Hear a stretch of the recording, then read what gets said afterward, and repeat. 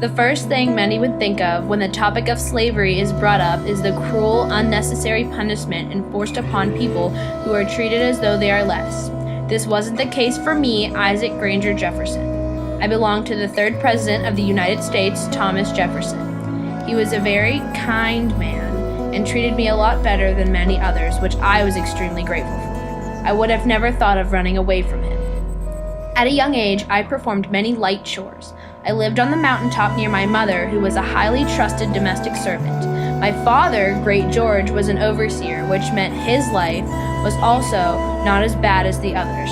When Master Jefferson was elected governor, he took us with him to Williamsburg and Richmond. Around 1790, at about the age of 15, I started training in metalwork. I later became a tinsmith, blacksmith, and nailer. I was very skilled and productive, so this was not a complicated task.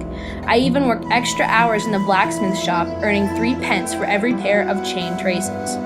In the first 3 months of working at the nailery, I produced 507 pounds of nails in 47 days, which both Master Jefferson and I would agree is very impressive.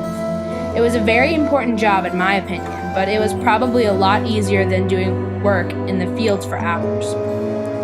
Later, when I formed my own family, Master Jefferson gave my wife, my sons Joyce and Squire, and me to his daughter Maria and her husband John, as a wedding gift. This experience was nothing like living under Mr. Jefferson. I would have rather stayed with him, but at least I was with my family.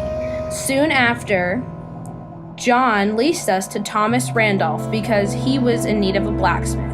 I did not enjoy living with this man and attempted to run away, but was caught and imprisoned in Bath Country. I later became a free man and worked as a blacksmith in Petersburg. This was such a relief. Finally, I was able to do what I was good at without being forced to do it.